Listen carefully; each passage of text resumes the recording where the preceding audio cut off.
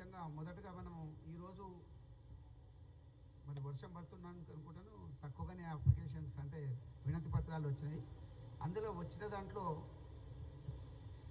ఒకటి ఇందిరమ్మ హౌసెస్ అంటే double bedrooms Indiramma houses అని, రేషన్ కార్డ్స్ మేజర్గా వచ్చినాయి. అదేవిధంగా ఒకరు మాకు సిలిండర్ది 500 రూపీస్ ఉండేది, ఆ సబ్సిడీ పూర్తి స్థాయిలో రావట్లేదు అని చెప్పేసి. అదేవిధంగా ఒకరు ఎవరో ల్యాండ్ ఇష్యూది ఏదో వచ్చినారు. నెక్స్ట్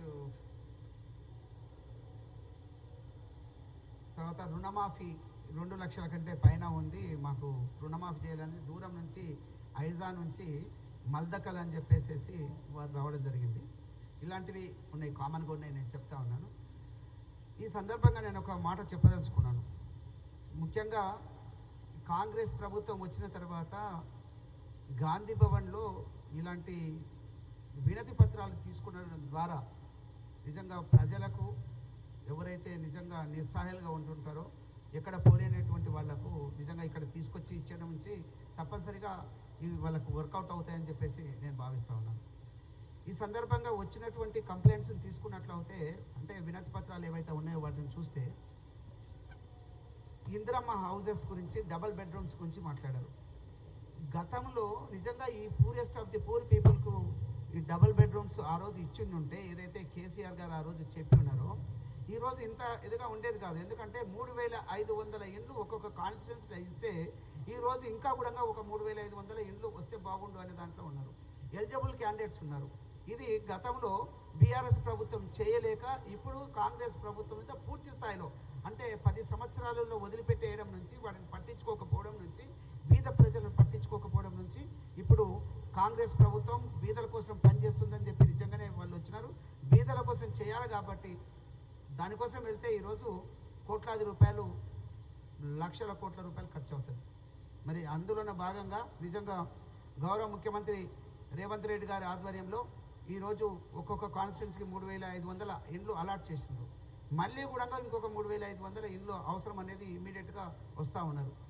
చాలా రకాలుగా ఉన్నారు. అందులో ఇల్లు లేని వాళ్ళు ఉన్నారు, అంటే జాగా ఉంది, ఇల్లు కట్టుకోలేనటువంటి పరిస్థితి ఉంది. వాళ్ళకు గవర్నమెంట్ హెల్ప్ చేయాలి. అసలు ఇల్లు లేదు, జాగా లేదు, ఏది లేదు, ఎక్కడ ఉంటున్నారో తెలియదు అటువంటి పరిస్థితులు ఉన్నారు. కొంతమంది రెంటెడ్ దాంట్లో కొద్దిగా గొప్ప కాలం గడుపుతూ ఉన్నారు. ఇలాంటి కేటగిరీస్ వాళ్ళకు మంచి నమ్మకంతో కాంగ్రెస్ ప్రభుత్వం రావాలి అని చెప్పేసి చేసినటువంటి వాళ్ళకు తప్పనిసరిగా కాంగ్రెస్ ప్రభుత్వం హెల్ప్ చేస్తుంది డెఫినెట్గా. ఇంకొక విషయం కూడా తీసుకున్నట్లయితే ఈ సందర్భంగా ఎక్కువగా వచ్చినటువంటి దాంట్లో రేషన్ కార్డ్స్. కాంగ్రెస్ ప్రభుత్వము చాలా క్లియర్ ఇన్స్ట్రక్షన్స్ ఏంటివనంటే గౌరవ ముఖ్యమంత్రి గారి దగ్గర నుంచి, అదేవిధంగా కన్సల్ట్ మంత్రి గారు దగ్గర నుంచి కూడా వచ్చినటువంటిది, ప్రతి వాళ్ళకు కూడా అర్హత ఉన్న వాళ్ళకు ప్రతి వాళ్ళకి ఇవ్వాలని చెప్పి, ఇందిరమ్మ హౌసెస్ అయినా ఫేస్ వైజ్గా వెళ్ళడానికి, కానీ రేషన్ కార్డ్స్ అనేది ప్రతి ఒక్కరికి ఎలిజిబుల్ క్యాండిడేట్స్కి ఇవ్వాలని. అయినా కూడా అక్కడక్కడ టెక్నికల్ ప్రాబ్లం ఉండి రాకపోతే కూడా ఇక్కడికి వచ్చినారు. నిజంగా గతంలో 6-7 సంవత్సరాలు పూర్తిగా ఒక్క రేషన్ కార్డు కూడా ఇవ్వనందుకే ఈరోజు పుట్టిన వాళ్ళు, చనిపోయిన వాళ్ళే తీసేయాలి, పుట్టిన వాళ్ళని ఎంట్రీ చేయాలి, కొత్తగా మైగ్రేట్ అయిన వాళ్ళని ఎంట్రీ చేసుకోవాల్సిన అవసరం ఉంటుంది. ఇవన్నీ చేయనందుకే ఈరోజు పూర్తి స్థాయిలో ఈ ప్రభుత్వం మీద ఇది బర్డన్గా అయిపోయింది. అయినా కూడా చేస్తూ ఉన్నారు. ఇప్పటికే 90+% ఇచ్చినారు. ఇంకేదైనా మిగిలిపోయిన వాళ్ళకు కూడా చాలా క్లియర్ ఇన్స్ట్రక్షన్స్ ఉన్నాయి. రాష్ట్ర వ్యాప్తంగా కూడా హైకమాండ్ నుంచి అందరికి ఇవ్వమంటే అని చెప్పినారు, ఇస్తూ ఉన్నారు. మరి ఇందులో గతంలో చేయలేదు కాబట్టి ఈరోజు ప్రతిపక్షం వాళ్ళు మాట్లాడుతూ ఉండొచ్చు, ఇది ఇంకా రాలేదు, అది ఇంకా రాలేదు. ఇంకా రుణమాఫీ గురించి మాట్లాడితే ఇంకోటి, రుణమాఫీ గురించి ఒక అతను వచ్చినాడు, 2 లక్షల పైన ఉన్నది. నేను అందులో డబ్బులు నిజమే అతనికి రాలేదు, ఇది యాక్సెప్ట్ చేయాల్సినదే, కాదనట్లేదు. ఎందుకంటే రిటర్న్గా ఆయన ఇచ్చినాడు, స్టాంపు పెట్టి దాని మీద పెట్టి ఇచ్చినాడు, సార్ మాకు చేయాలన్నాడు. 2 లక్షల లోపు ఉన్న వాళ్ళకు రుణమాఫీ చేస్తామని చెప్పినారు, అందరికి చేసిండ్రు. ఏదైనా అక్కడక్కడ మిగిలిపోయిన వాళ్ళే ఎక్కడక్కడ ఏదైనా టెక్నికల్ ప్రాబ్లం ఉంటే ఉండొచ్చు.